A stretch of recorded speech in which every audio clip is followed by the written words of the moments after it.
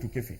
The doctrine of necessity, I mean, as a lot of Nigerians remember it, was enacted by the National Assembly, not by the executive arm of government. So how is it that the governor is able to say, I resorted to the doctrine of necessity, as enacted by who?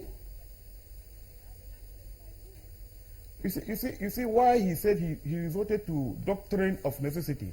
Even in 2010 that he gave us example, the National Assembly, when the former immediate past Senate President was presiding, he said because he didn't transmit, Yaradua didn't transmit letter, there was apparent lacuna in the law. So the National Assembly has no option than to invoke the doctrine of necessity to ask the former VP at then to act on the as the acting president of the Federal Republic of Nigeria. Why he did that, based on doctrine of necessity, because the law forbids all these things. The option of handing over to DPM is no longer there. The option of saying caretaker committee is no longer there. So what do? Do we allow in this situation? And even though in the judgment, the judge says, I will allow it to the politician, the governor to sort Honorable, themselves out. if I could jump in. Allow a vacuum in the local government system. If I could jump in, Honorable, so that you get this timing, get your point across in a short time. So if you don't have officials. Honorable, we understand what you're saying, but I think the question is this, because the impression that your colleagues are given is the governor cannot unilaterally decide, make the law, assume that responsibility, and then enact the law or the doctrine of necessity by himself and call the State House of Assembly to rubber stamp. And that's why your colleagues are saying, you guys, they accused you of untoward behavior, of keeping quiet. So the question then is, can the governor by himself enact the doctrine of necessity and call you to come and rubber stamp? No, he didn't say, he didn't call us to say, he only called us to mention to us that he resorted to doctrine of necessity because of the situation we are in Nasarawa State. And he told us that we should bring idea. And there we told him, because the judgment said the only option is to have elected officials to the local government, partial to Section 7, sub 1 of the Constitution. And we cannot have elected officials to the local government within before 3 months. Because Nasarawa State Electoral Act of 2003 says the minimum notice to all political parties for election is 3 months. So how soon can we have elected officials to the local government system in Nasarawa State? The issue of having elected officials to the 13 local government before 3 months is not there.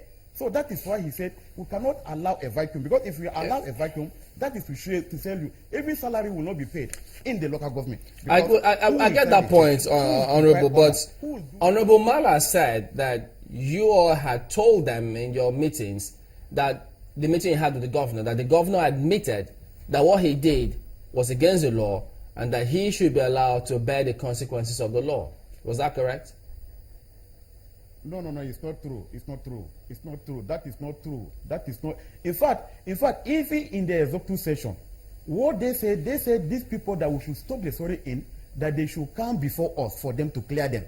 Then we now said no. In 2012, we cleared the caretaker committee because we have a law on ground.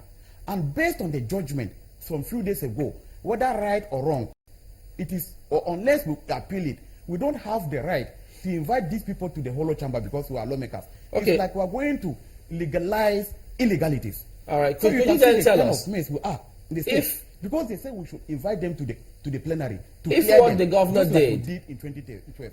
I now told them I was the majority leader at that time, and at that time we cleared them because the law is still. Could you then tell us? Still functioning, but based on the judgment of the judge 3 days ago, whether right or wrong, we must respect the judgment, because he said a TMC forbidden. So we cannot call these people to the chamber to legalize illegalities. Honorable, we'll get that point. We're trying to get questions in a short time, so pardon our interjections.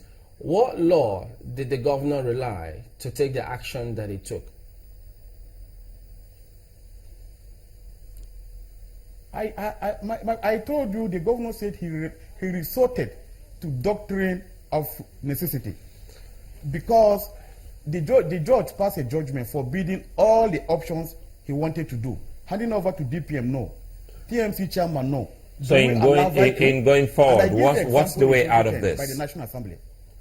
Moving forward, what's the way out of this? Sorry? What's the solution to this? What do we? Of course, the solution, we told them, the governor even said it. They said, as Assembly come, and the responsibility of asking INEC to conduct election is not the governor's responsibility.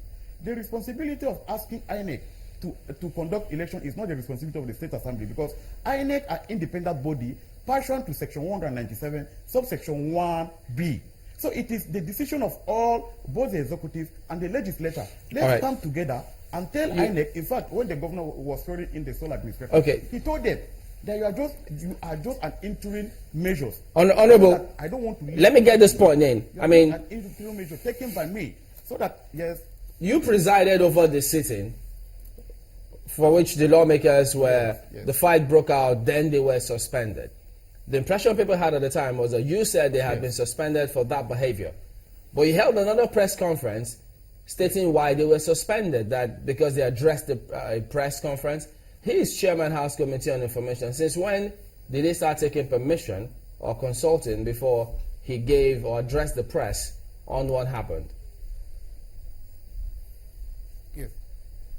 You see, we are lawmakers, and we have the House rule. The House rule is just like the Constitution. Under Section 101 says each house can regulate its own activities.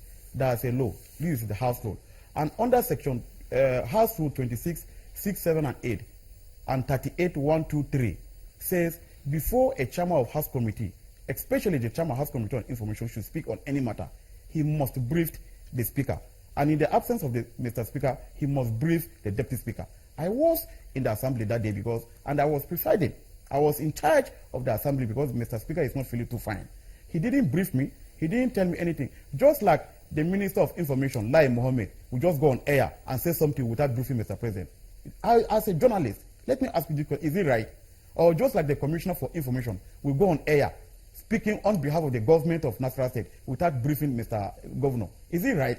Are we honorable? That is what people are calling honorable. They went on air addressing press as a capacity of the Chairman House Committee on Information without recourse to me. Then I feel it's gross misconduct. All right, then, Honorable Godiya Akwashiki, the Deputy Speaker, Nasarawa State House of Assembly. Thank you for talking to us today.